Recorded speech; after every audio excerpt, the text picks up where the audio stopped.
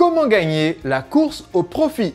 Aujourd'hui, j'aimerais vous parler un petit peu de la course au profit et vous donner un conseil complètement contre-intuitif pour deux raisons. La première raison pour laquelle c'est contre-intuitif, c'est parce que habituellement sur ma chaîne, même si on parle souvent de méthodes de vente et de stratégie de marketing, on ne parle pas tant que ça de course au profit. Et vous le savez sans doute, être un entrepreneur libre, c'est avant tout créer notre entreprise d'une façon qui va nous permettre de vivre nos rêves, qui va nous donner le temps et l'espace et l'énergie de nous livrer à nos passions, de se lancer dans des aventures palpitantes. Et donc, le profit n'est pas habituellement l'objectif premier que je cite et que je recommande dans mes vidéos pour faire de vous un entrepreneur libre. Donc, c'est premièrement paradoxal dans ce sens-là. Et deuxièmement, le conseil que je vais vous donner aujourd'hui est paradoxal parce que la course au profit n'est pas ce que vous pensez. Et je vais vous donner un exemple qui est issu d'un excellent livre de Mike Michalowicz. Ce livre s'intitule Profit First. Profit First, comment transformer votre business qui est un monstre mangeur de cash en machine à vendre et à créer de l'argent.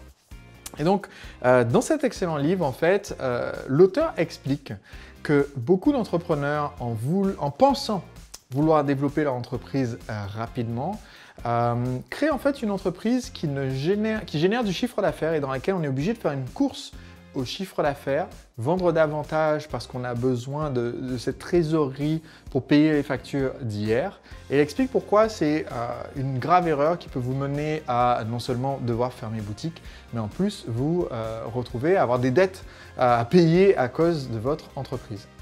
Et la raison pour laquelle justement je vous disais que ce conseil que je vais vous donner est un peu contre-intuitif, c'est que souvent, les personnes qu'on associe à cette course au profit, les gens dont on pense qu'ils sont en train de faire cette course au profit, donc d'essayer de développer leur entreprise à vitesse grand V, eh bien souvent, ces entreprises-là ne sont pas rentables, ne sont pas profitables, pour reprendre l'expression américaine, c'est pas un mot français à ma connaissance, mais bref, ne sont pas bénéficiaires en fait. Ils essaient de générer du chiffre d'affaires, mais ce chiffre d'affaires est brûlé aussi vite qu'il rentre parce qu'il est probablement déjà dépensé depuis hier et qu'on essaie de le faire rentrer pour payer les factures et courir juste un pas plus vite que les créanciers. J'ai vécu ça au démarrage de mon entreprise, enfin pas dans le démarrage justement, mais justement dans une phase où dans les années, je pense 2009 à 2012 peut-être, où je pensais qu'en fait il fallait tout le temps que et je mets des guillemets ici, réinvestisse tout ce que mon entreprise générait parce que je pensais que c'était ça la voie pour continuer de se développer. Eh bien, sachez que réinvestir est un piège. C'est-à-dire que vous investissez déjà dans votre entreprise votre temps, votre sueur, votre énergie, vos idées, votre capital intellectuel et beaucoup de vos ressources sociales aussi. Et en fait, si vous faites cela, c'est parce que votre entreprise a une mission qui est double. Premièrement, il y a son métier, donc dans mon cas, former des entrepreneurs et les aider à devenir des entrepreneurs libres, donc le métier de mon entreprise. Maintenant, il y a aussi une deuxième mission qui est de générer des bénéfices. Et cette deuxième mission, générer des bénéfices, elle est indispensable pour que cette entreprise, en fait, que vous soyez dans une relation gagnant-gagnant avec votre entreprise. C'est pourquoi je recommande de façon récurrente dans mes livres, dans mes séminaires, dans mes vidéos, que vous considériez toujours votre entreprise comme une personne morale.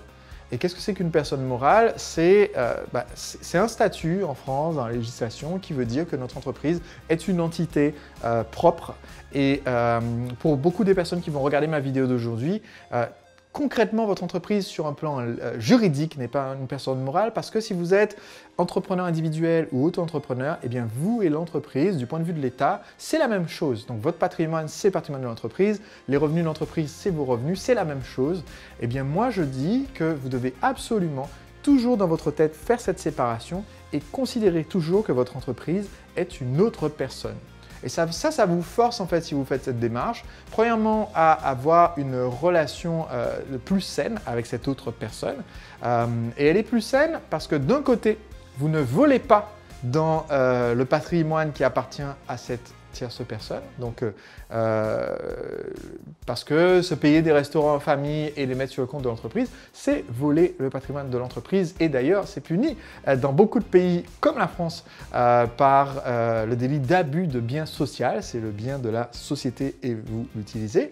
Et de l'autre sens, eh bien, si vous considérez que l'entreprise est une tierce personne et que vous voulez avoir une relation saine, ça vous évite aussi que l'entreprise vous vole. Et pour beaucoup d'entrepreneurs esclaves de leur activité, l'entreprise leur vole leur temps, leur énergie, leur dévouement et leur implication, parce que l'entreprise ne les paye pas à leur juste valeur et que s'ils étaient détachés suffisamment pour dire écoute, cher SARL XYZ, il faut que tu portes ton propre poids, je ne peux pas tout le temps te traîner derrière moi, je ne peux pas tout le temps mettre toute mon énergie sans que tu me rapportes un centime, je ne peux pas mettre tout mon argent qui rentre par ailleurs là-dedans sans que tu me rapportes un centime, à un moment donné il va falloir que tu te débrouilles comme une grande. Et bien s'ils étaient capables de se détacher comme ça forcerait l'entreprise à mieux fonctionner.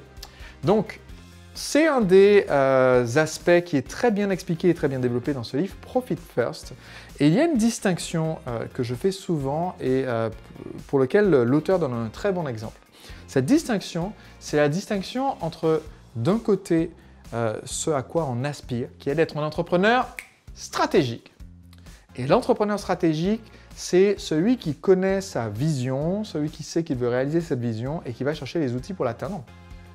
J'ai fait une vidéo spécifiquement sur comment se fixer une vision à long terme. Si vous ne l'avez pas vue, je vous mettrai le lien dans la description de cette vidéo. Donc, l'entrepreneur stratégique, il connaît sa vision et du coup, il cherche les outils pour atteindre cette vision. Et cette vision, en général, elle n'est pas forcément financière, même si ça fait partie de cela, mais elle est sur la portée de notre activité, qu'est-ce qu'on veut proposer, à quel type de client on veut s'adresser, quel impact on veut avoir dans le monde, qu'est-ce qu'on veut nous consacrer à cette activité, quelle équipe on veut autour de nous, etc., etc. D'un autre côté, il y a un autre type d'entrepreneur, et ce type d'entrepreneur, c'est le plus fréquent. Après avoir accompagné 10 000 entrepreneurs dans 35 pays, je peux vous dire que c'est un défaut. Spontanément, quand on démarre notre entreprise, on a ce problème. Ce deuxième type d'entrepreneur, c'est l'entrepreneur opportuniste. Et l'entrepreneur opportuniste, en fait, il part d'une bonne intention. Sa bonne intention, c'est de se dire, entreprendre, c'est savoir saisir les opportunités qui se présentent à moi. Et c'est parce que c'est ce qui m'a permis de démarrer, c'est de voir une opportunité, d'avoir saisi. Donc, c'est ce qui va me permettre de continuer et de me développer. Et en fait, c'est faux, c'est fallacieux de penser comme ça, mais c'est naturel. Donc, si ça vous est arrivé, si ça vous arrive en ce moment, c'est naturel, mais il faut savoir lutter contre ce travers. L'entrepreneur opportuniste, donc, a une grosse différence par rapport à l'entrepreneur stratégique. Quand l'entrepreneur opportuniste entend parler d'une opportunité, une possibilité de gagner plus d'argent, une possibilité de faire un nouveau produit, une possibilité de vendre davantage, eh bien l'entrepreneur opportuniste dit « Waouh, c'est une opportunité, donc je dois dire oui ». Et donc l'entrepreneur opportuniste, au bout d'un an d'activité, 2 ans d'activité, 3 ans d'activité, si vous regardez le descriptif de ce qu'il fait un peu tout, parce qu'il a dit oui à un peu tout. Et comme il fait un peu tout, il n'est excellent dans rien du tout. Par opposition à l'entrepreneur stratégique qui, lui, voit des opportunités tout le temps, mais sa réponse, en général, est non. Et comme il dit non à beaucoup de choses, eh bien, ça peut sembler bizarre vu de l'extérieur. C'est quelqu'un qui dit non tout le temps, et pourtant qui a plus de résultats. J'ai fait une vidéo spécifiquement sur le sujet de pourquoi je dis non à tant d'opportunités. Je mettrai aussi le lien dans la description ci-dessous. Et il y a un très très bon exemple dans ce livre Profit First de cela. Mike, l'auteur, mentionne en fait Ernie. Donc Ernie, c'est son jardinier.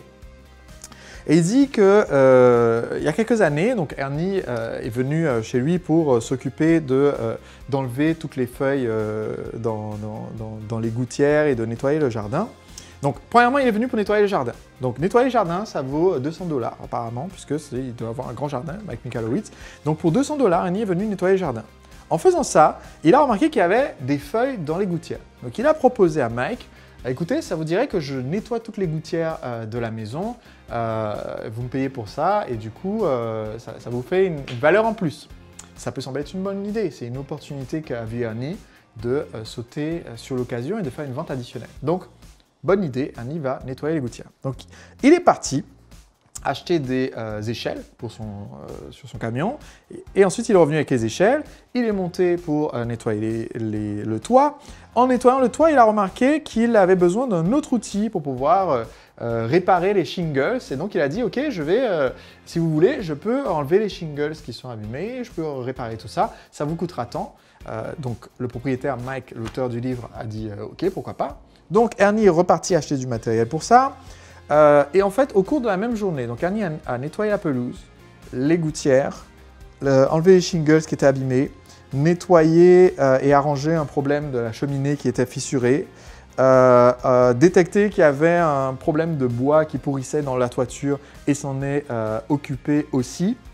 Et donc au final, à la fin de la journée, Ernie a non pas touché 200 $ pour juste nettoyer la pelouse, mais Ernie a touché 1500 $.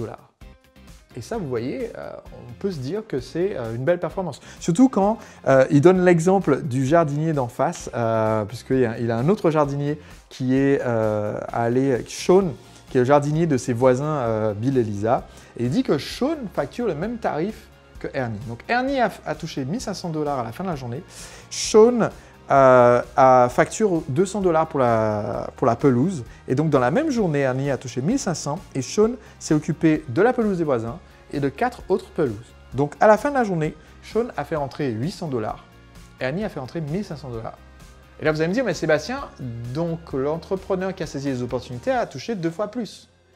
Oui, sauf que petit détail, Ernie, pour rendre ce service, a dû acheter des échelles, une scie, du ciment, des briques, des outils pour les gouttières, des outils pour s'occuper du toit et aussi prendre 2 ou 3 personnes pour l'aider sur ce travail. Et donc, Ernie, à la fin de la journée, a dépensé 2000 $ pour pouvoir gagner 1500. Alors oui, techniquement, on pourrait se dire, mais en fait, ces 2000 $ ont été investis. Ernie se retrouve maintenant avec des outils qu'il pourra utiliser sur d'autres chantiers. Mais voici la différence. Je vous ai déjà parlé d'investissement dans mes précédentes vidéos, surtout la vidéo « Pourquoi est-ce que Bitcoin est dangereux ?» Et à chaque fois que je parle d'investissement, j'insiste sur le fait qu'un investissement, c'est acheter un actif dont on va toujours posséder dont ce capital est à peu près garanti. Donc acheter un actif dont le capital est à peu près garanti pour générer après des revenus supplémentaires. Et que l'achat de cet actif doit s'inscrire dans une stratégie. Dans le cas d'Ernie, il s'est contenté d'aller acheter plein d'outils, mais il n'y a aucune stratégie derrière qui dit « Tiens, nous allons, comme nous avions l'objectif de dominer le secteur du nettoyage de gouttières dans ce quartier, ça tombe bien, on a le matériel pour ça. » À aucun moment, Ernie ne s'est dit « Comme nous avons pour stratégie de s'occuper exclusivement, en plus des pelouses, déjà c'est mauvais signe, des pelouses et des cheminées, on va acheter du matériel pour les cheminées et on ne s'occupe pas du reste. » Non, Ernie s'est juste dit « On a pour stratégie d'essayer de faire entrer le plus de cash possible. » Et donc, le pire, c'est que, comme beaucoup d'entrepreneurs, si Ernie, dans cet exemple, paye à crédit ses fournitures, il peut avoir l'impression d'avoir fait entrer 1500 € cash aujourd'hui et donc d'être bien, alors qu'en fait, aujourd'hui, il a perdu 500 € et qu'il ne les récupérera pas magiquement plus tard parce que quand il ira chez un autre client, les outils ne seront pas adaptés, il faudra encore d'autres outils. Donc, pourquoi est-ce que je vous ai parlé au début de cette vidéo de gagner la course au profit? C'est que le seul moyen de gagner la course au profit, c'est de faire du profit. C'est aussi simple que ça. Et pour vous donner un exemple, à l'heure où je fais cette vidéo, cela fait 8 ans que sur mon blog, j'ai publié un article qui s'intitule « Mieux vaut être riche sans Twitter que pauvre sur Twitter ».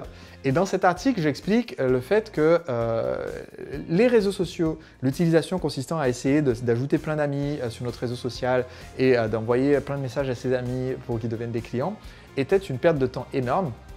Et je parle même du fait que le modèle d'affaires d'une société comme Twitter me semble assez ridicule et que c'est un coût pour l'humanité d'avoir cet outil qui consomme autant de puissance de cerveau à des gens pour juste polluer en termes d'information avec 140 caractères.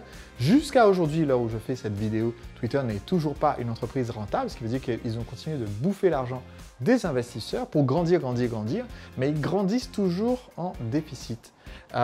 Et ce qui est intéressant, c'est de se rendre compte que beaucoup d'entrepreneurs ont cette démarche d'essayer de grandir en chiffre d'affaires, grandir en nombre de clients, grandir en offres qu'on propose, mais très peu se disent si je fais en sorte d'avoir une entreprise qui est rentable, qui est bénéficiaire, même si elle est plus petite, eh bien cette entreprise me permet de vivre ma vie d'entrepreneur libre.